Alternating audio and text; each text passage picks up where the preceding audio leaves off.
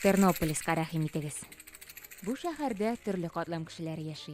Изгеләр дә, языклылар да, гүзәлләр дә, акыл ияләре дә, байлар да, ярлылар да, хәйләкәрләр дә һәм бик тыйнаклар да.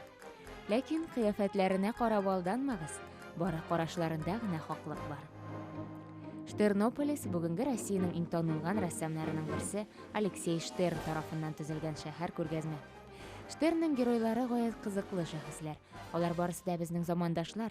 Игътибар итсәгез, арада күренекле сәнгать эшлеклеләрен дә танып алырсыз. Вот живопись его чем интересна? Она рельефная, да, вы заметили, что, наверное, да, что она такая очень брутальная. Аның әсәрләре күләмле, рельефлы, гайрәтле, тәэсирле. Штерн үз техникасын уйлап таба.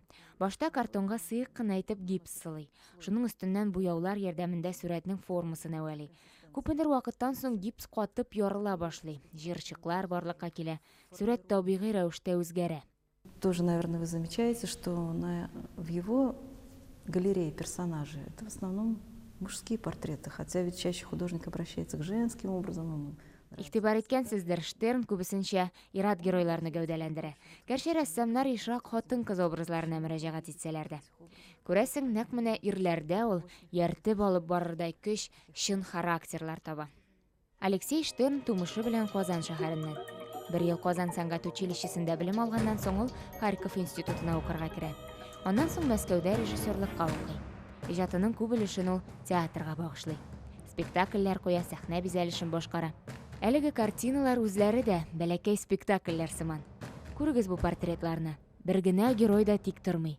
Кайсы җырлый, кайсы мәчесен сыпыра, кайсы йокымсырап утыра, кайсы күз кыса, кайсы сөйләшә, кайсы нәкъ сиңа мөрәҗәгать итеп нидер аңлатырга тели.